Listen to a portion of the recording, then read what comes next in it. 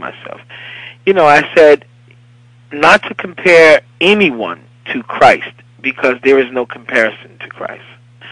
But if you just look at for a second, like this world that we live in within God's world, which is called the entertainment world. Yeah. Okay? Fair enough. Michael, to me, I can only tell you to me, and I'm sure I can get you dozens and dozens and dozens of hundreds of thousands of people who feel the same. Michael Jackson was like a Christ-like figure for us. Okay?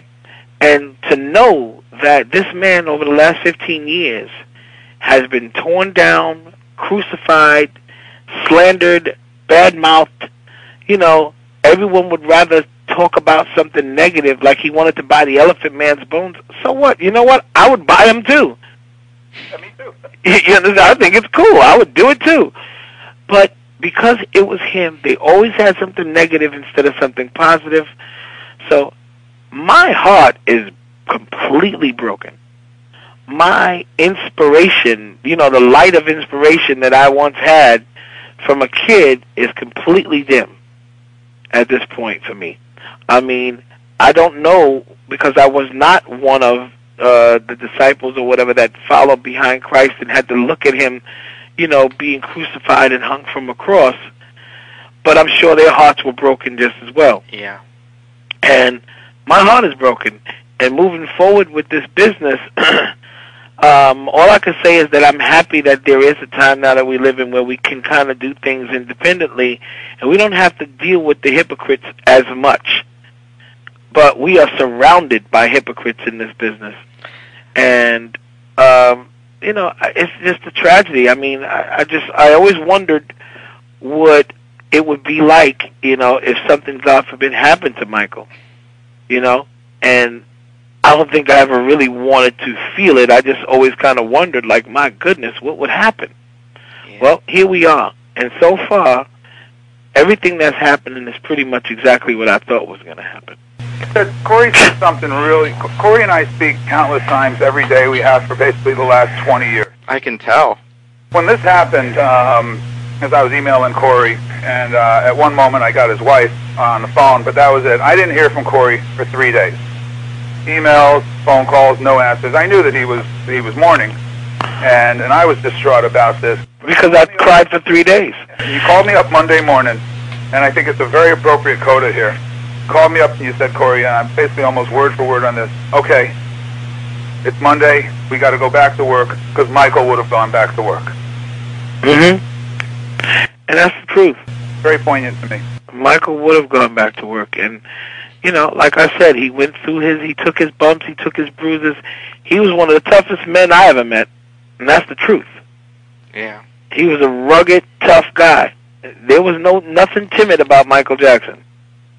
Well, it seems like, you guys have told me a different story that the mainstream media is totally not focused on in this last 5 days, and I'm not surprised by that because the mainstream media rehashes a lot of things.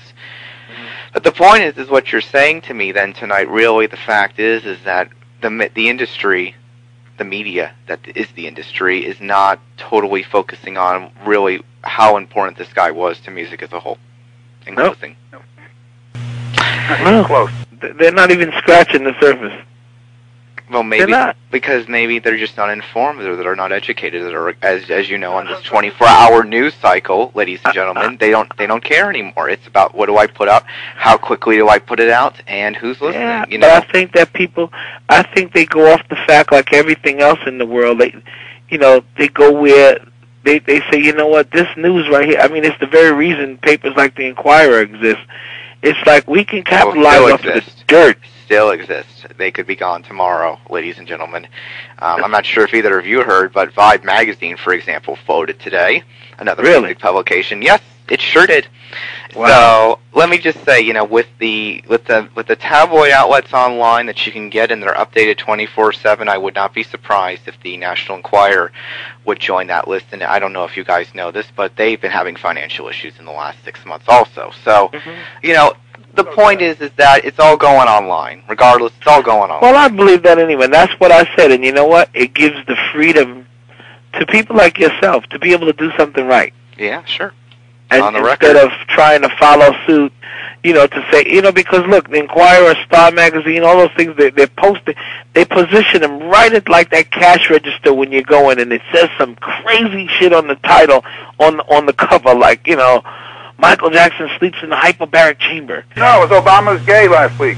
Oh, God. Do you see what I'm saying? Apostles, that was a great chime, and you are perfect timing, Mr. Apostle. His timing is impeccable. So that's what I'm saying. It's like, enough of that. Like, I don't think they're gonna. I think they're gonna always opt to take opt for the lowest form and common form. denominator. The lowest form of the common denominator. Right. Instead of saying, let's do a head count and see how many children Michael Jackson actually changed their life or did anything. And here's another last fact that no one ever touched on. Sure, why not?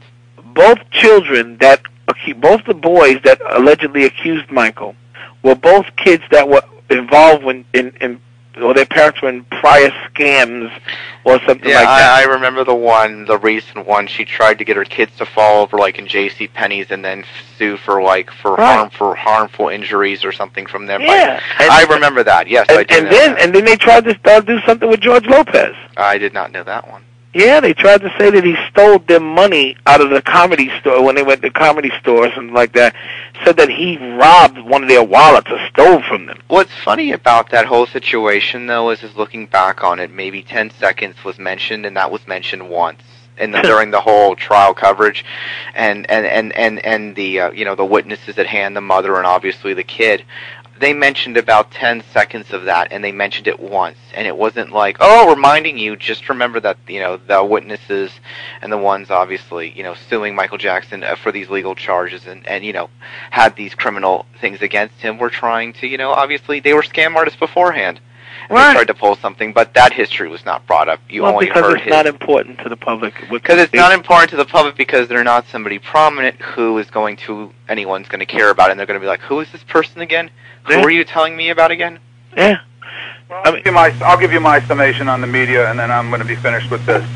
The media this media frenzy started, and I'm not pointing guilt or anything. I'll go political for 1 second here, but it started with O.J. Simpson. It segged into Bill Clinton. They basically beat the heck out of Bill Clinton, okay? They went after George Bush, who I did not like, didn't support, but they did a really good job on him. Now, they'll go after Michael Jackson. And don't kid yourself, in a year or two, they're going to go after my president also.